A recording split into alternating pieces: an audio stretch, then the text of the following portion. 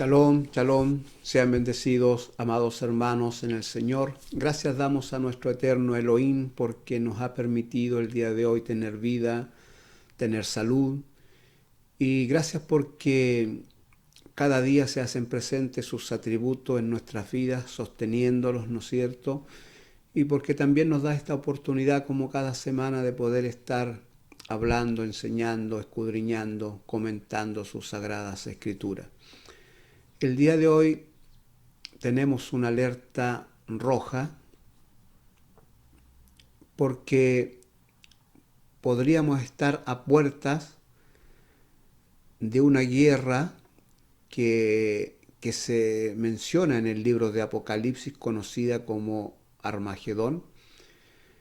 Creo que la mayor parte del mundo tiene nociones por lo menos de qué lo que es Armagedón. No solamente el pueblo evangélico, no solamente parte de los judíos, no solamente de la parte del cristianismo o de algunas otras religiones, sino que también el mundo secular, la mayor parte de las personas tiene alguna idea más o menos de qué es lo que es Armagedón, dado, ¿no es cierto?, que hay una serie de películas, ¿no es cierto?, basada en esta historia, en esta profecía, en esta gran guerra que se tiene que dar en algún momento, más temprano que tarde, y que probablemente podríamos estar a puertas de esta guerra, y por eso es una alerta roja, para que no nos pille desprevenidos, para que los entendidos entiendan y comprendan, como dice la Escritura, que los entendidos entenderán, pero mal los necios, ¿no es cierto?, no se darán cuenta de lo que está ocurriendo. Y estamos en una alerta roja debido a una serie de acontecimientos que están ocurriendo que podrían llevarnos a esta guerra. Pero para entender un poquito más el tema de Armagedón, voy a hablarles primero de la destrucción del templo de Israel que ocurrió en el año 70. Y ya ustedes van a ver, ¿no es cierto?, por qué voy a hablar un poquito de la destrucción del templo de Israel en Jerusalén, porque esto nos va a ayudar a entender lo que estamos viviendo el día de hoy y nos va a ayudar también a entender un poquito lo que es Armagedón. Así que vamos a comenzar con la ayuda del Eterno a hablar un poquito de esta profecía que justamente la dio nuestro amado Yeshua en su tiempo, en su ministerio, casi al terminar su ministerio, por ahí por el año 33 o 35 más o menos en la fecha, donde él dijo esta profecía. Me refiero a la destrucción del templo de Jerusalén, donde está en Mateo 24, también lo hace mención Lucas a esta profecía, y el libro de Marcos también hace mención a esta profecía, es decir, ya hay 3 testigos que escribieron sobre los dichos de nuestro amado Yeshua con respecto a lo que él dijo de la destrucción del templo, ¿ya? ¿Qué dijo nuestro amado Yeshua con respecto a la destrucción del templo? Está en Mateo 24, verso 1 y 2, donde él dijo lo siguiente: Cuando Jesús salió del templo y se acercaron sus discípulos para mostrarle los edificios del templo. Respondiendo él les dijo: ¿Veis todo esto? De cierto os digo que no quedará aquí piedra sobre piedra que no sea derribada. Esa es la profecía con respecto al templo que dijo nuestro amado Yeshua, de que esa hermosura, que esa infraestructura tan linda, ¿ya?, donde estaba hecho de muchos materiales preciosos, oro, plata, bronce, cobre, entre otras maderas finas. Allí no iba a quedar piedra sobre piedra que no fuera derribada, es decir, anunció la destrucción de toda esa hermosura, de toda esa infraestructura tan linda. Él dijo, no va a quedar aquí piedra sobre piedra que no sea derribada. Y eso ocurrió en el año 70.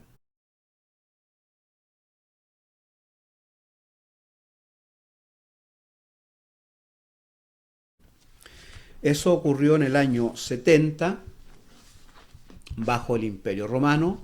Ellos eran los que gobernaban todo el mundo que existía en aquel entonces. Y vamos a hablar un poquito de los acontecimientos que ocurrieron antes de la destrucción del templo, o los acontecimientos que gatillaron en la destrucción del templo. Es decir, ocurrieron cosas que se fueron dando poco a poco, ¿no es cierto? Y que esas cosas fueron gatillando esta situación entre Roma y el pueblo judío de aquel entonces, que finalmente los romanos, ¿no es cierto?, destruyen el templo. No fue de la noche a la mañana que se le ocurrió atacar a los judíos y matarlos, a la mayor parte de ellos, y destruir parte de la ciudad y, por supuesto, todo lo que era el templo. Fueron situaciones previas que se fueron dando y que finalmente gatilló en esta destrucción del templo. Así que eso es lo que vamos a analizar un poquitito para poder entender por qué de esta alerta roja el día de hoy. Mire, lo primero que tenemos que explicar es que el pueblo judío, a diferencia de otras naciones que estaban sometidas a Roma, el pueblo judío nunca se dio por vencido, siempre mantuvo la esperanza de liberarse del Imperio Romano, siempre. Otras naciones se sometían tranquilamente, no había problema, se adaptaban a la situación. Israel no. Israel siempre, en todos los imperios que pasaron por Israel, tanto el imperio babilónico, los medo-persas, el imperio griego, los asirios al principio, Israel siempre luchó, siempre mantuvo la esperanza, siempre buscó los medios cómo liberarse de sus emperadores y poder ser libre como nación. Roma no fue la excepción y ya en los tiempos de Yeshua, en los tiempos de su ministerio, se levantaban ciertos hombres con la intención, ¿no es cierto?, de juntar personas como soldados para luchar contra Roma. Siempre habían personas que buscaban la exaltación, ¿no es cierto?, y trataban de irse contra los romanos, asesinaban a los romanos. Entre ellos estaba Barrabás, uno de los que quería expulsar a los romanos, y de hecho por eso estaba preso, porque había matado a soldados romanos. ¿Ya? Y en su lugar, ¿no es cierto?, muere Yeshua por Barrabás. Conocemos esa historia. Bueno, en Israel había muchos Barrabás, había muchos judíos que luchaban, que se exaltaban contra los romanos, pero los romanos rápidamente apaciguaban esta situación, crucificándolos. Ya la crucifixión en el Imperio Romano era pan de cada día. Siempre había gente crucificada, y no crea usted que ellos se esmeraban en detalles para la crucifixión, por ejemplo, mandando a hacer una cruz a un carpintero, buscando las mejores maderas. No, eran unos par de palos que recogían de por aquí por allá donde encontraban, hacían esta cruz y clavaban a las personas generalmente en los caminos públicos donde había más transcurrencia de personas.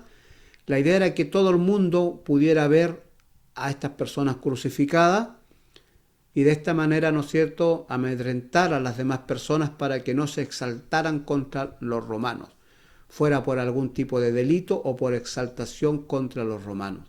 Los crucificaban y allí le ponían la causa por qué lo crucificaban, para que las demás personas lo vieran la causa y dijeran, no puedo cometer el mismo error porque me va a ocurrir lo mismo. Esa era la situación. De ahí, ¿no es cierto?, que a nuestro amado Yeshua le pusieran en la cruz rey de los judíos. Es decir, el mensaje era: cualquiera que quiera llamarse rey de los judíos o levantarse como rey de los judíos, ¿cuál era el mensaje de Roma? Le va a ocurrir esto mismo. Entonces,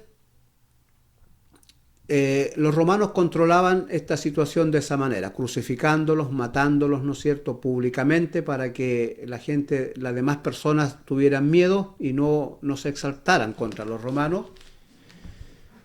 Otro de los detalles que hay que considerar, que el Imperio Romano era muy, pero muy grande, abarcaba todo el mundo de aquel entonces. Entonces era difícil que Roma mantuviera una gran cantidad de tropas, de soldados romanos, ¿no es cierto?, en diferentes lugares, porque no tenía tantos soldados para abarcar con gran cantidad, ¿no es cierto?, de soldados en cada país que conquistaba, en cada tierra conquistada, sino que dejaba unas par de tropas, ¿no es cierto?, para que controlara a los que se exaltaron. Entonces se saltaba un grupito por aquí, venían los soldados y lo controlaban inmediatamente, ¿ya? Y así mantenían controlada la paz a nivel de su imperio.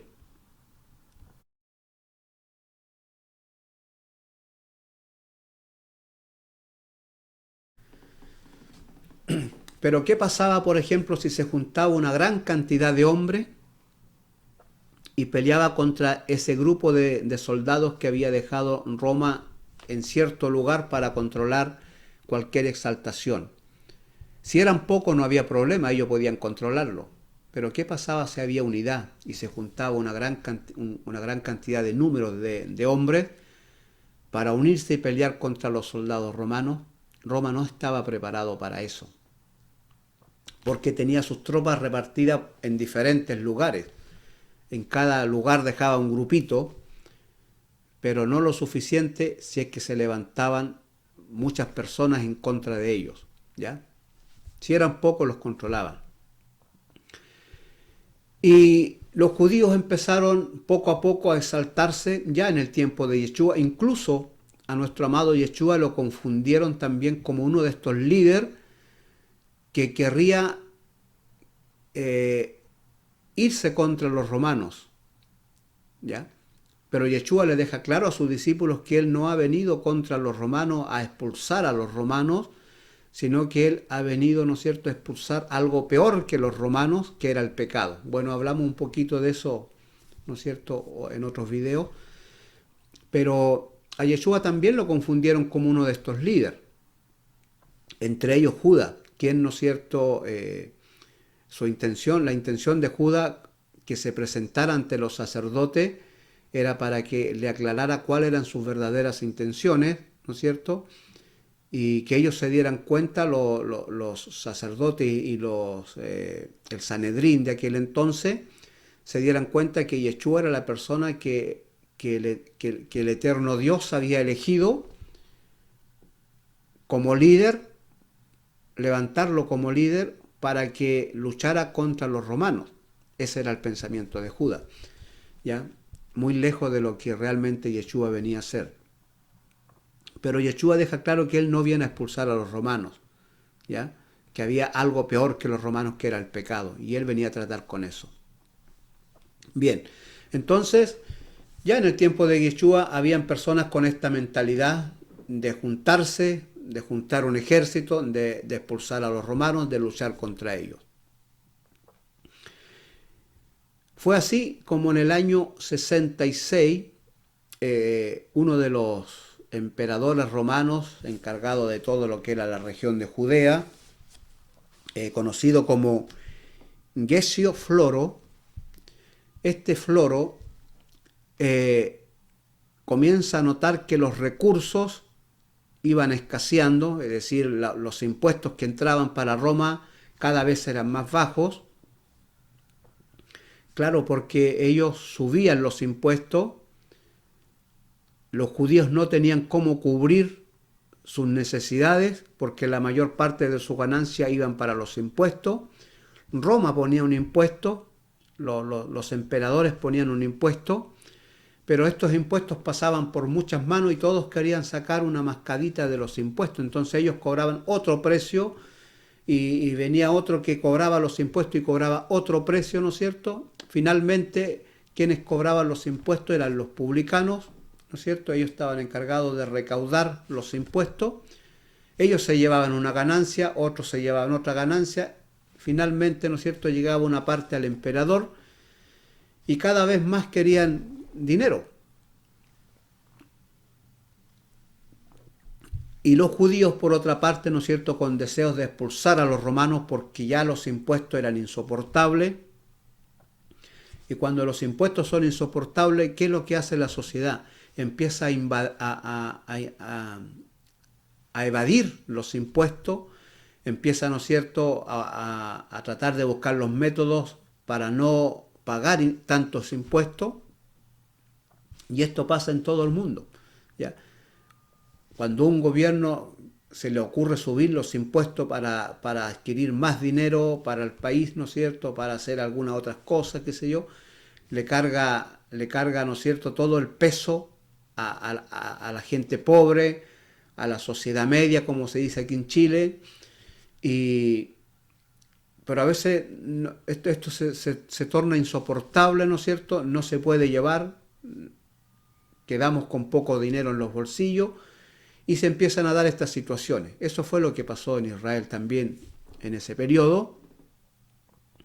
Los impuestos eran muy altos, de ahí, ¿no es cierto?, el odio que tenían los judíos con los publicanos, que también la mayor parte de ellos eran judíos que trabajaban para Roma en recaudar los impuestos.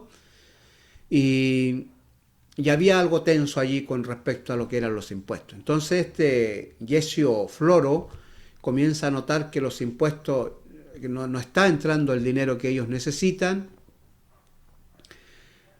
y en el año 66 se le ocurre a Floro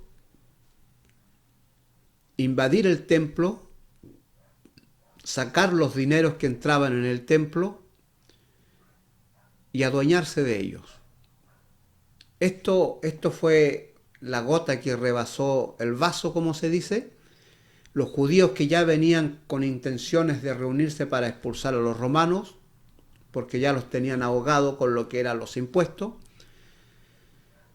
ya definitivamente se le van en contra los romanos. Floro toma gran parte del ejército que tenía en su poder, invade, ¿no es cierto?, a los judíos, mata alrededor de 3.600 judíos, y él pensó que con esa cantidad de muerte iba a calmar la situación y que los judíos, ¿no es cierto?, ya se iban a asustar, lo iba a amedrentar y la cosa se iba a calmar. Pero fue todo lo contrario, fue como apagar el fuego con combustible. La cosa ardió más, los judíos ya dijeron aquí a luchar o morir, aquí damos todo del todo, y se fueron contra los romanos. Hubo gran parte de unidad de los judíos y se fueron contra los romanos. Los romanos, ya viendo esta situación grave y viendo que ya había unidad, que lo que hicieron no calmó la situación, sino que la agravó, no tuvieron otro remedio que arrancar hasta Masada, este fuerte que había hecho en su tiempo Herodes el Grande. Era un fuerte que tenían los romanos allí, y huyen la mayoría de todos los romanos, soldados, y a esconderse hasta Masada. Los judíos llegan allá y milagrosamente logran vencer a los romanos allí. Los que alcanzaron a huir, los que no, murieron allí, mataron una gran cantidad de romanos y también se adueñaron de sus armas que dejaron botadas. Y se adueñan entonces, los judíos toman este fuerte llamado Masada, un lugar en Israel, un monte, ya que el día de hoy quedan las ruinas de Masada, digamos, de lo que ocurrió allí, y se toman este fuerte, los judíos. Entonces Roma no tenía una reacción rápida porque traer más tropas para combatir a los judíos requería de tiempo, porque tenían que traerlos de otros países donde estaban custodiando los otros países o la otra frontera o los otros lugares, las otras conquistas que tenían. Eso le iba a llevar mucho tiempo. Entonces Roma no tenía una reacción rápida. Esto ocurre en el año 66. Imagínense, y la destrucción del templo fue en el año 70. Pasaron 4 años para que Roma pudiese llegar con una gran cantidad de tropas, de soldados a Israel, para hacerle guerra a los judíos que se habían exaltado y que habían matado a gran parte de los soldados romanos y que ellos ya se habían dueñado del poder. Entonces los romanos que estaban en la región de Israel piden ayuda. Esa ayuda no podía llegar rápido. Recuerde que estamos hablando del primer siglo, donde solamente el transporte era a caballo, a pies y en ciertas embarcaciones. Pero todo ese proceso era lento, no como en la actualidad, el día de hoy, ¿no es cierto? Hoy día es todo rápido, casi instantáneo. Y comienza entonces esta espera de la ayuda por parte de los romanos, los judíos ya exaltados, ¿no es cierto?, con todo lo que había hecho Floro, con toda la cantidad de muertos que había dado a los judíos. Ellos se toman del poder. Y fue en el año 69, ¿no es cierto?, que, bueno, en Roma también tenía sus problemas dentro del imperio, ya constantemente estaban cambiando sus emperadores, y hasta que llega Vespasiano, ¿no es cierto?, en el año 69, toma el poder, y este Vespasiano es el que pone al cargo de grandes tropas de soldados romanos a su hijo llamado Tito. El general Tito es el que va entonces encargado de estas tropas hasta Israel para pelear contra los judíos. Y es allí entonces, ¿no es cierto?, que en el año 70 desciende entonces Tito con estos ejércitos que le pasa a su padre a cargo, con una gran cantidad de soldados, y empiezan entonces a hacerle guerra a los judíos, usando primero estrategias de guerra. Una de ellas fue sitiar Jerusalén, aislarla de las más ciudades cercanas, de cualquier frontera, encerrando a los que estaban allí, ¿no es cierto?, y matándolos de hambre primero, porque no le dejaban entrar alimentos, le cortaban los pasos del agua, ¿ya?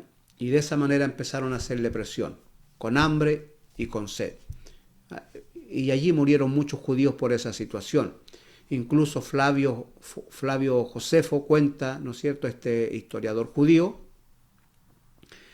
cuenta que la esposa del sumo sacerdote andaba comiendo comida que podía encontrar en la calle, botada, o de cualquier lugar que encontrara algo, podía comer.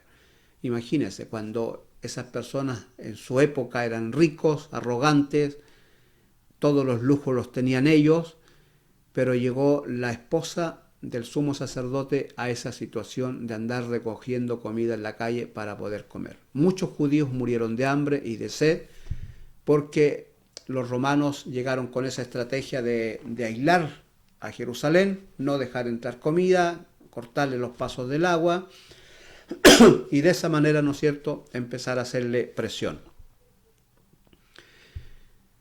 Finalmente, Tito, ¿no es cierto?, ya espera su tiempo y ya decide atacar a los judíos que estaban en Jerusalén. Los judíos se enfrentan ya débiles por la comida, no habían comido, no tenían las fuerzas. Los romanos en número los superaban un poco, así que finalmente, ¿no es cierto?, empiezan a vencer a los judíos dan una gran batalla, y ya viéndose un poco perdidos los judíos, huyen al templo como su último refugio, se encierran en el templo, y los romanos, ¿no es cierto?, comienzan a derribar los muros del templo, comienzan a tratar de entrar al templo, y es aquí donde Flavio Josefo relata, ¿no es cierto?, que el general Tito estaba a una gran distancia mirando todo lo que ocurría y dio gritos para que los soldados romanos no destruyeran el templo, porque Tito no quería destruir el templo, según Flavio Josefo, ¿ya? Pero no pudo advertirle a sus soldados, porque ellos, tal vez con la euforia, con todo el ruido que había, o simplemente con la rabia al ver que los judíos mataron a varios soldados romanos que le hicieron pelea, con esta adrenalina, ¿no es cierto?, muy alta, no quisieron escuchar a Tito, a su general, y finalmente, ¿no es cierto?, comienzan a prenderle fuego al templo y ya logran entrar y darle muerte a todos los judíos que se habían refugiado en el templo como su última carta, ¿no es cierto?, para salvarse. Y comienzan entonces a quemar el templo y después ya a derribarlo piedra por piedra para obtener las riquezas que tenía el templo, ¿ya? Para obtener el oro, la plata, el bronce y todo lo que ellos tenían, digamos, en el templo, con lo que se había construido el templo, ¿ya? Es así entonces que se da esta situación en el año 70, y de esa manera, ¿no es cierto?, llega lo que es la destrucción del templo. ¿Y qué tiene que ver esto con la guerra del Armagedón? Pues tiene que ver mucho. Porque dice en el libro de Apocalipsis, capítulo 16, verso 3 en adelante, vamos a leer algunos versículos, dice: y vi salir de la boca del dragón y de la boca de la bestia y de la boca del falso profeta 3 espíritus inmundos a manera de ranas, pues son espíritus de demonios que hacen señales y van a los reyes de la tierra en todo el mundo para reunirlos a la batalla de aquel gran día del Dios Todopoderoso. He aquí yo vengo como ladrón. Bienaventurado el que vela y guarda sus ropas para que no ande desnudo y vean su vergüenza. Y los reunió en el lugar que en hebreo se llama Armagedón. Bueno, ahí está esta gran batalla. Y la misma situación que pasa en el año 70 está ocurriendo el día de hoy. En el año 70 ocurrieron acontecimientos que finalmente gatillaron y llevaron a la destrucción del templo. Hoy día están ocurriendo situaciones que van a gatillar en la guerra de Armagedón.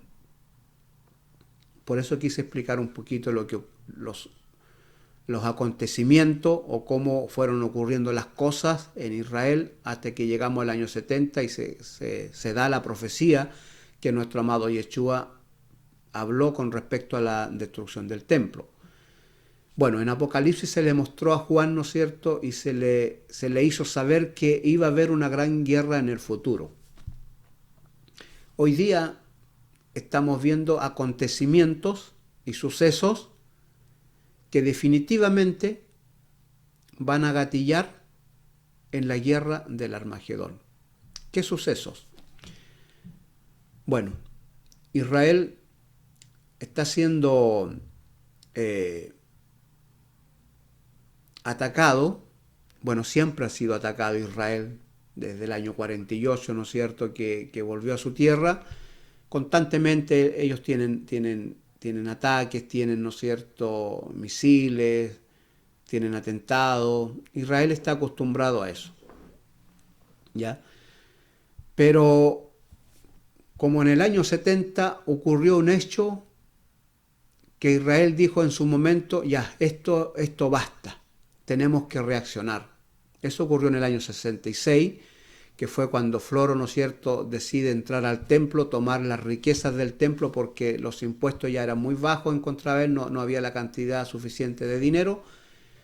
Y eso fue lo que gatilló finalmente la reacción de los judíos de aquel entonces que se fueron contra los romanos. Israel ha sido atacado desde el año 48, desde que volvió a su tierra, constantemente está siendo agredido, hostigado.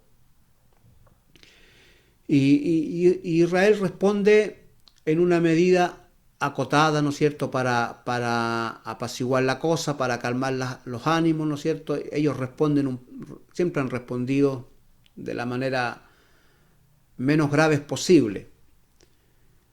Pero ya, ¿no es cierto?, el 7 de octubre del año pasado, lo que ocurrió, ¿no es cierto?, fue la gota que rebasó el vaso.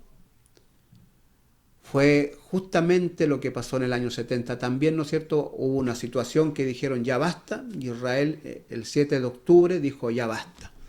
Aquí vamos a responder y con dureza. ¿Ya? Y así lo está haciendo hasta el día de hoy. Lo hizo en Gaza, lo está haciendo en el Líbano ahora.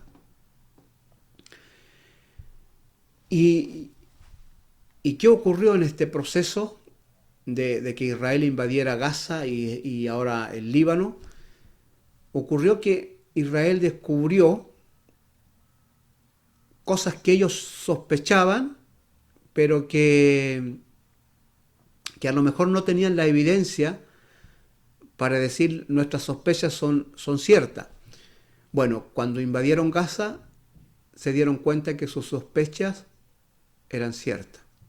Es decir, ahí estaba involucrada la ONU, la UNRWA, que es el organismo que ocupa la ONU para apoyar a estos pueblos que están en esa, digamos, en frontera con Israel, como lo es Palestina, como eran, ¿no es cierto?, la gente que estaba en Gaza.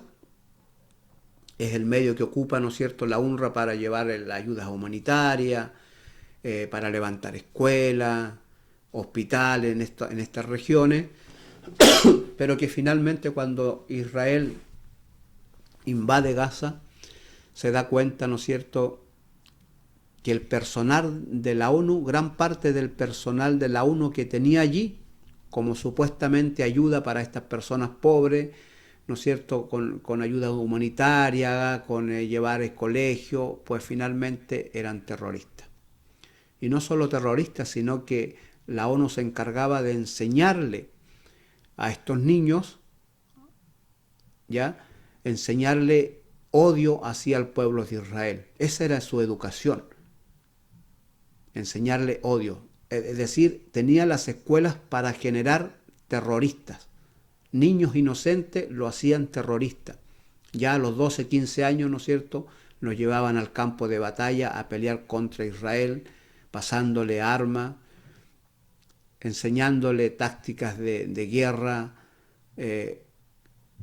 y usándolos, ¿no es cierto?, usando a estos niños como un arma prácticamente para dañar a los judíos.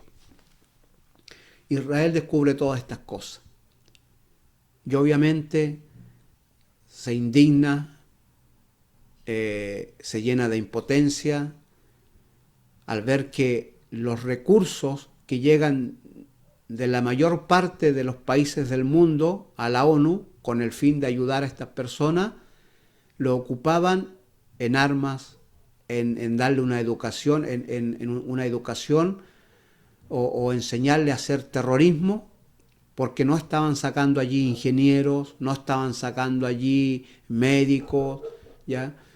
No estaban sacando profesiones a aquellos niños, no, para nada. Simplemente le enseñaban cómo matar judíos. Esa era la educación que le daban en esa escuela. La mayor parte del dinero que llegaba en ayuda a estas personas hacían túneles, hacían fuertes, ¿no es cierto?, compraban armas, en fin, todo ese dinero que la mayor parte de los países daba a la ONU para ir en ayuda de estas personas lo ocupaban en eso. Esas personas nunca iban a salir adelante como sociedad, como personas. Y Israel descubre todo esto allí y saca y toma las evidencias y las ha mostrado y, y se enfrentó ante la ONU Israel. El primer ministro Benjamín Netanyahu habló ante la ONU, ante todos los países que componen la ONU, y los aclaró en su cara. ¿Ya? No fue en una entrevista, no fue, ¿no es cierto?, un mensaje por las cámaras, no, él fue y se enfrentó ante todos los que componen el organismo de la ONU. Y los enfrentó cara a cara y se los dijo en su cara: ustedes son unos delincuentes, ustedes son unos terroristas. ¿Ya? Así que imagínese dónde va escalando esta situación. Netanyahu, con la evidencia en sus manos, no podía decirle nada a la ONU porque tenía las evidencias en las manos. Se las mostró a todo el mundo. Las evidencias que tenía, cómo la ONU se encargaba del terrorismo. ¿Ya? Y aquí yo quisiera decir tantas cosas con respecto a esto, porque Chile no ha estado ajeno también a estas situaciones, pero hay cosas que lamentablemente no puedo decir por estos medios, ¿ya? Pero los entendidos entiendan y comprendan lo grave que está ocurriendo aquí, la situación difícil que está ocurriendo aquí, ¿ya? Descubrió Israel que la mayor parte de la droga que se mete en diferentes países, la mayor parte del dinero que se recauda a través de la droga va a parar, ¿no es cierto?, a Irán, donde de Irán, ¿no es cierto?, entonces sale el apoyo a la mayor parte de estos terroristas. Imagínense. Y Chile no está ajeno, estamos sumidos en droga por todos lados. Hemos sido invadidos y la mayor parte de este dinero incautado por la droga va a parar a Irán. Así que piensen eso, mediten eso, amados hermanos. Lo grave que es esto y para dónde va toda esta situación. Israel enfrentó a la ONU cara a cara. Esto va a traer consecuencias, claro que sí, va a traer consecuencias. ¿Ya? Todos estos acontecimientos que están ocurriendo hoy día, amados hermanos, van a gatillar en la guerra del Armagedón. Nos vamos allá. Así se están dando las cosas. Así vamos a llegar a la guerra del Armagedón, poco a poco. Los acontecimientos que se están dando aquí están gatillando a eso. Así que imagínense cómo está la ONU con Israel. Israel sacó una ley que se va a imponer, creo que dentro de 90 días, donde va a expulsar a la UNRWA, es decir, a los organismos de la ONU, de Israel, los va a sacar de Israel, no los va a permitir estar allí, ¿ya? Así que los va a sacar de allí. Ya sacaron esta ley, está siendo aprobada, ¿no es cierto?, en Israel, y los van a sacar. Así que imagínense lo que está gatillando esto, ¿ya? Por otra parte, ¿no es cierto?, está el conflicto de Israel con Irán. Irán respondió, Israel también respondió, y Irán, ¿qué ha dicho ahora? Vamos a volver a responder, pero más fuerte. Le vamos a sacar los dientes a Israel. Esa fue la palabra que usaron, ¿no es cierto?, parte de los voceros de Irán, ¿no es cierto? Le vamos a golpear los dientes a Israel. Israel dice: si ustedes nos vuelven a atacar, nosotros vamos a responder ahora sin control. Nos vamos a ir con todo. Estados Unidos ha advertido a Irán, le ha dicho que no respondan, porque si responden, ellos ya no van a poder sujetar más a Israel. Es decir, hasta ahora Estados Unidos, en cierto modo, ha hablado con el primer ministro de Israel, lo ha logrado controlar un poco, ¿ya? Pero Estados Unidos advirtió a Irán y le dijo: si ustedes lo vuelven a atacar a Israel, nosotros ya no vamos a tener control sobre Benjamín Netanyahu y él va a hacer lo que quiera hacer. Así que esta situación es grave porque Irán podría incluso en estos momentos tratar de golpear a Israel, dado que mañana en Estados Unidos, ¿no es cierto?, son las elecciones presidenciales y en ese sentido Estados Unidos estaría un poco débil para responder a lo mejor, porque los candidatos no van a querer quemarse, digamos, para pelear los votos. Así que esto podría pasar en cualquier momento. O no sabemos si Irán va a esperar a confirmar quién va a ser el próximo presidente de Estados Unidos para poder bombardear a Israel. No sabemos lo que va a ocurrir. O no sabemos también si el próximo presidente de Estados Unidos logre que se dé un acuerdo de paz, ¿ya? Por supuesto, una paz que nosotros ya sabemos que va a ser una paz no duradera, ¿ya? Pero la situación está ahí. Aquí las cosas se están gatillando, ya gatilló la situación, ya Israel se fue contra el organismo de la ONU, contra la mayor parte de los países. Israel se fue contra la mayor parte de los países que son miembros de la ONU, ¿ya?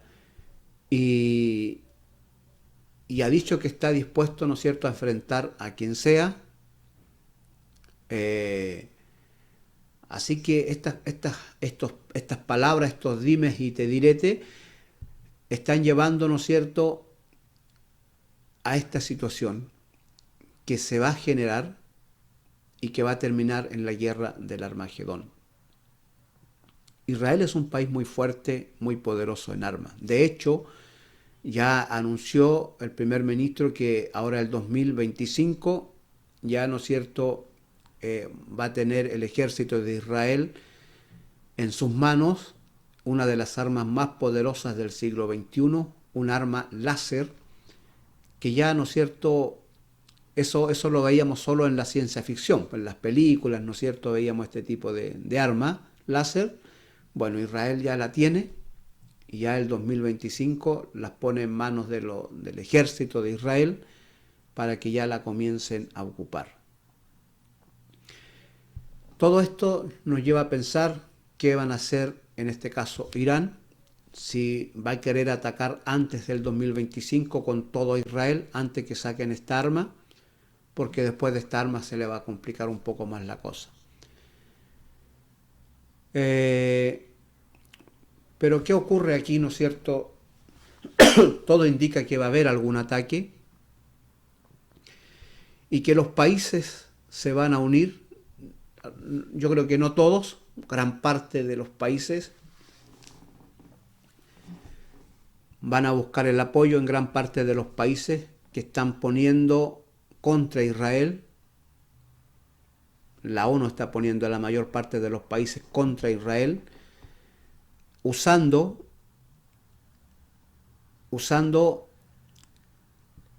esta guerra de Gaza y esta guerra del Líbano, mostrando las imágenes de cómo Israel mata niños, mata gente inocente, y culpando a Israel que genocidia, porque muestran los niños muertos, muestran gente inocente, y lamentablemente en una guerra va a ocurrir esto. Es lamentablemente. Esto es lo que pasa con toda guerra. Mueren niños, muere gente inocente, mueren soldados que no quieren estar en el ejército, pero los países tienen leyes, ¿no es cierto?, que obligan a las personas a estar en el ejército, no tienen opción. Allí hay muchos soldados que no quieren estar. En Israel hay gente que no quiere estar, los ortodoxos no quieren estar en el ejército. Israel hoy día está tomando medidas tratando de obligar a los ortodoxos a estar en el ejército. Entonces, si esos jóvenes van por obligación, no quieren estar allí. También son personas inocentes, ¿ya? Porque te obligan. Y entonces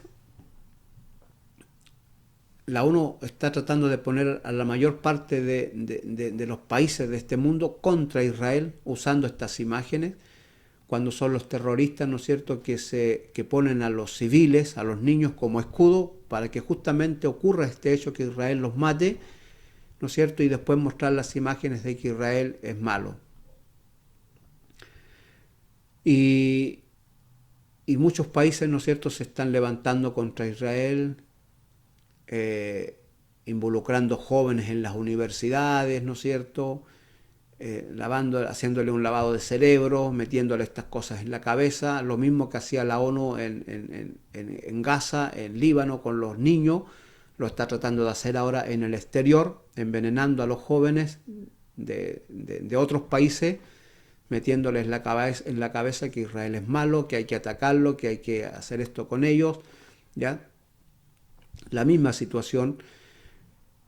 Y los jóvenes exaltados no piensan, dice, y sin averiguar y sin enterarse de todo el contexto de la situación, pues se exaltan y dicen, vamos contra Israel, ¿no es cierto?, levantémonos contra Israel, haciendo protesta o infinidades de cosas contra Israel.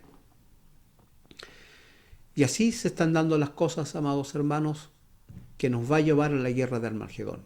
Y esta es una alerta roja, porque las cosas están sucediendo. No es que van a suceder, están sucediendo. Estos hechos que están sucediendo nos van a llevar a esa guerra, ¿ya? Lo que está ocurriendo hoy día.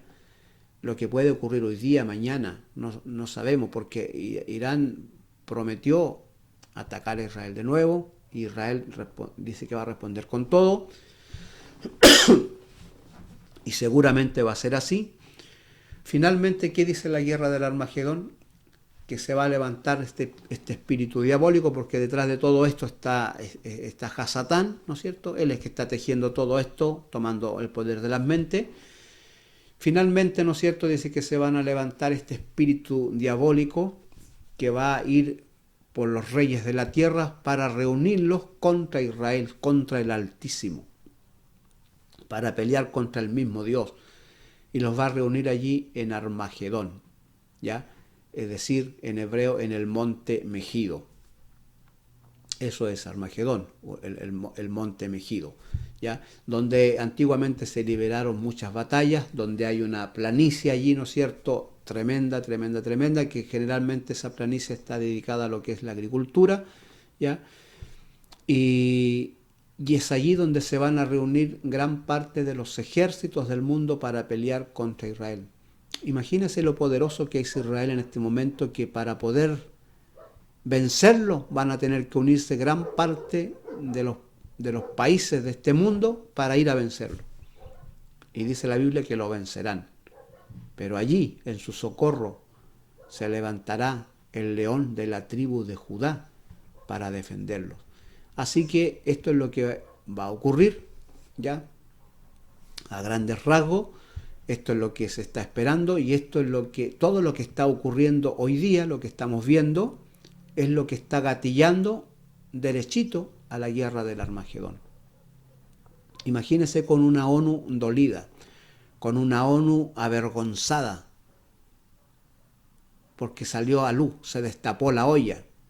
Ya como aquí en Chile se dice, se destapó la olla cuando destapamos la olla para ver qué hay dentro. Bueno, Israel destapó la olla y mostró con evidencia lo que es la ONU.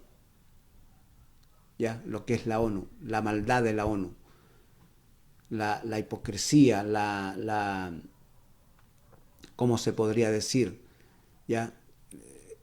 Eso es lo que está ocurriendo hoy día con la ONU. Y Israel lo descubrió, lo puso a luz, ¿ya? Sacó las evidencias a la luz, ¿ya? Y no quiere nada con la ONU. Así que imagínense, prácticamente casi los destruyó. Hoy día la ONU está avergonzada, está dolida, y allí usted saque sus propias conclusiones qué va a ocurrir, ¿ya? ¿Qué va a ocurrir? Así que Israel no le esperan cosas fáciles. La única esperanza, como dijo David en su momento, voy a alzar mis ojos a los montes y ¿de dónde va a venir mi socorro? ¿De dónde va a venir mi socorro? Mi socorro viene de Jehová. ¿Ya? Allí va a tener que poner los ojos Israel en su momento y tendrá que decir en su momento, bendito el que viene en el nombre de Hashem, porque él será el león de la tribu de Judá, el único que lo va a poder defender de lo que le viene a Israel. Así que todo esto que estamos viendo hoy día va a gatillar en eso, amados hermanos. Y por esto es una alerta roja, porque no es algo que hoy día podemos decir, bueno, pero puede ocurrir en otro tiempo. Es que los hechos hoy día están justo ocurriendo, pasando. El tiempo es corto. Imagínese de que en el año 70, para que se haga una idea, en el año 70, en el año 66 específicamente, la acción de Floro fue la gota que rebasó el vaso, en el año 66. Del año 66 al año 70, a cuando ocurrió la destrucción del templo, pasaron 4 años. Claro, 4 años porque Roma no podía responder rápido. Todo era lento en aquel entonces. Traer tropas de otros países para que se unieran al ejército que tenía en Israel, ¿no es cierto? Y poder vencer a los judíos llevaba tiempo. 4 años tomó ese proceso. Hoy día no. Hoy día, en cosas de minutos, estamos en otro lugar, en otro país. Recorremos gran cantidad de kilómetros en 2 horas. Así que la cosa hoy día es un poco más acelerada. Así que piensen eso, amados hermanos. Piensen eso. Si ya, ¿no es cierto?, se dio la gota que rebasó el vaso y el vaso ya se rebasó, ¿piensa usted qué va a ocurrir ahora? ¿Cuánto nos queda? ¿Cuánto tiempo? Estamos con el tiempo encima, se nos está acabando, se nos está terminando, ¿ya? Y creo que es bueno que consideremos los dichos de Juan al escribir, ¿no es cierto?, el Apocalipsis, donde él dice, ¿no es cierto?, en el verso 15, he aquí yo vengo como ladrón, bienaventurado el que vela y guarda sus ropas para que no ande desnudo y se avergüence. Creo que eso es lo que tenemos que considerar el día de hoy.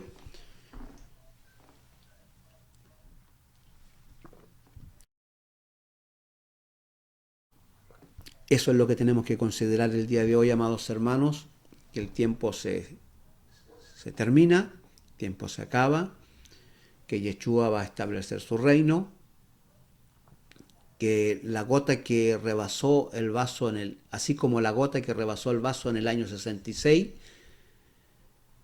hoy día también hay una gota que ha rebasado el vaso, ¿ya?